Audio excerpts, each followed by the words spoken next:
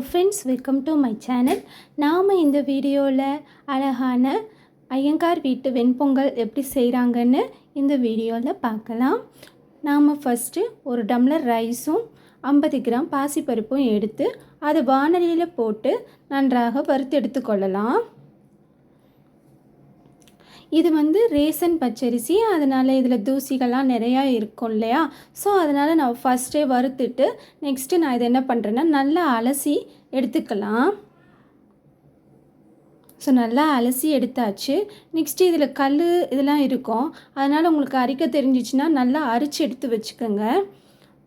So அரைக்க தெரியலை அப்படின்னா நம்மளோட கையில் அந்த கட்டை விரலை இப்படி நம்ம டச் பண்ணோன்னா அந்த அரிசி நம்ம கைக்கு வந்துடும். ஸோ லாஸ்ட்டாக இருக்கிறத நம்ம கீழே டிஸ்போஸ் பண்ணிடலாம்.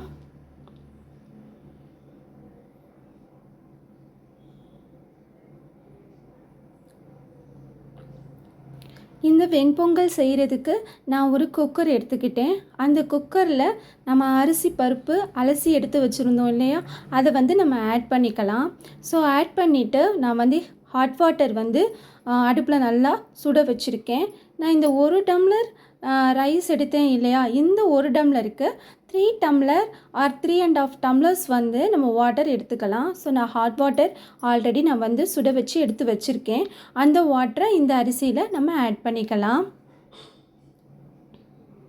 நம்ம ஃபஸ்ட்டே நல்லா வறுக்கிறோம். நெக்ஸ்ட்டு ஹாட் வாட்டரும் யூஸ் பண்ணுறதுனால வெண்பொங்கல் நல்லா குழஞ்சி நல்லா சாஃப்டாக வரும் நமக்கு.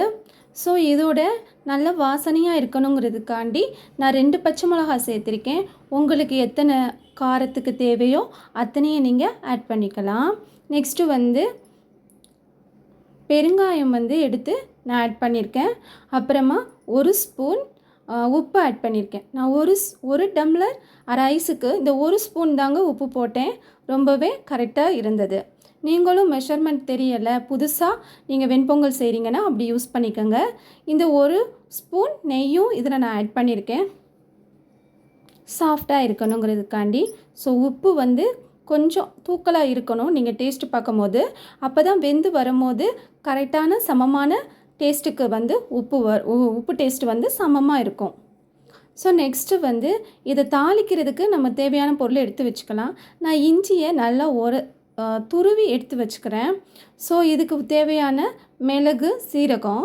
மிளகு 1 ஸ்பூன் எடுத்துக்கோங்க, சீரகம் 1 ஸ்பூன் எடுத்துக்கோங்க.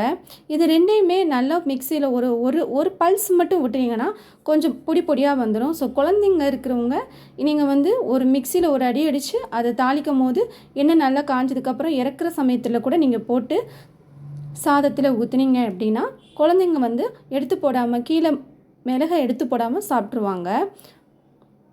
ஸோ நெக்ஸ்ட்டு நான் கருவேப்பிலை ஆட் பண்ணிக்கிறேன். பெருங்காய பொடியை ஆட் பண்ணிக்கலாம். ஸோ அவ்வளோதான். நெக்ஸ்ட்டு நான் சட்னி ரெடி பண்ணுறதுக்கு இந்த டிஷ்ஷுக்கு நான் தேங்காய் சட்னியும் நல்லாயிருக்கும், பாசிப்பருப்பு சாம்பார் வச்சாலும் நல்லாயிருக்கும். ஸோ நான் இன்றைக்கி தேங்காய் சட்னி தான் வைக்க போகிறேன். அதுக்கு 1 டம்ளர் தேங்காய்னா அதில் 1/2 டம்ளர் பொட்டுக்கடலை எடுத்திருக்கேன். 3-4 பச்சை மிளகாய் எடுத்துக்கலாம். இஞ்சி வெள்ளைப்பூடு 1 ஸ்பூன் எடுத்திருக்கேன். 1/2 ஸ்பூன் உப்பு எடுத்திருக்கேன். 1 டம்ளர் தண்ணி ஆட் பண்ணியிருக்கேன். தண்ணி ஆட் பண்ணிவிட்டு நம்ம கிரைண்டரில் அரைச்சி எடுத்துடலாம். ஸோ நல்லா அரைச்சாச்சு. நெக்ஸ்ட்டு இதை தாளிக்கிறதுக்கு தேவையான பொருள் கடுகு, உளுந்து எடுத்திருக்கேன், கருவேப்பிலை, 1 பட்டை வத்தல். இதை நம்ம நல்லா தாளிச்சாச்சு. தாளித்ததுக்கப்புறமா அதை இறக்குனதுக்கப்புறமா அதுலேயும் நம்ம கொஞ்சம் பெருங்காய பொடி ஆட் பண்ணிக்கலாம். பெருங்காய பொடி ஆட் பண்ணால் வெண்பொங்கல் ஜீரணம் ஆக கொஞ்சம் லேட் ஆகும். ஸோ அதனால் நம்ம பெருங்காய பொடி, இஞ்சி இதெல்லாம் ஆட் பண்ணுறதுனால நமக்கு சீக்கிரமாக அது ஜீரணம் ஆக ஹெல்ப் பண்ணும். அதுக்காக தான் நம்ம அதை ஆட் பண்ணுறோம். ஸோ நெக்ஸ்ட்டு நம்ம தாளித்து வச்சுருக்கிறத நம்ம சட்னியில் ஆட் பண்ணிவிட்டு உடனே அதை மூடி போட்டு நம்ம மூடி வச்சிடணும். நம்ம திறந்தே வச்சிட்டோம் அப்படின்னா வாசனை போயிடும்.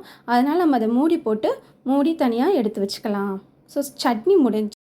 நெக்ஸ்ட்டு பொங்கல் தாளிக்கிறதுக்கு நம்ம 50 கிராம் எண்ணெயும் 50 கிராம் நெய்யும் ஆட் பண்ணிக்கலாம்.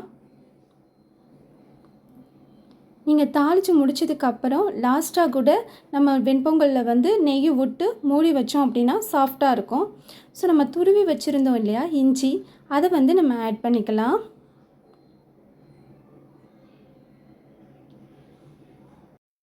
இஞ்சி நல்லா வறுந்து வந்தோடனே நம்ம அதில் எடுத்து வச்சுருக்கிற ஜீரகமும் மிளகையும் ஆட் பண்ணி நல்லா வறுத்துக்கலாம். கருவேப்பிலை இப்போ ஆட் பண்ண வேணாம். லாஸ்ட்டாக இறக்க போகிற சமயத்தில் நம்ம வந்து கருவேப்பிலை ஆட் பண்ணலாம். ஸோ நல்லா வந்து மிளகு, சீரகம், இஞ்சி எல்லாமே நல்லா ஃப்ரை ஆகிடுச்சு. நெக்ஸ்ட்டு நம்ம வந்து வெண்பொங்கல் எப்படி இருக்குது அப்படின்றத பார்க்கலாம். பாருங்கள், வெண்பொங்கல் நல்லாவே குழஞ்சி அழகாக வந்திருக்கு. இது நம்ம நல்லா கரண்டியை வச்சு ஒரு கிளறி விட்டுட்டு நெக்ஸ்ட்டு நம்ம தாளித்து வச்சுருக்கோம் இல்லையா, அதை வந்து இதில் ஆட் பண்ணலாம். பாருங்கள், நான் லாஸ்ட்டாக தான் கருவேப்பிலை போட்டிருக்கேன். நிறையா கருவேப்பிலை போடுங்க. தாளித்து ஊற்றுனதுக்கு அப்புறமும் கூட நீங்கள் ஒரு கொத்து கருவேப்பிலையை தாளிக்காமல் கூட நம்ம வெண்பொங்கலில் போடலாம். அது நல்லாயிருக்கும், வாசனையாகவும் இருக்கும். ஸோ தாளித்து ஊற்றியாச்சு. அவ்வளோதான். ஒரு மூடி ஒரு 5 நிமிஷம் கழித்து நம்ம ஓப்பன் பண்ணோன்னா அழகான வெண்பொங்கல் தயார். தேங்க்யூ.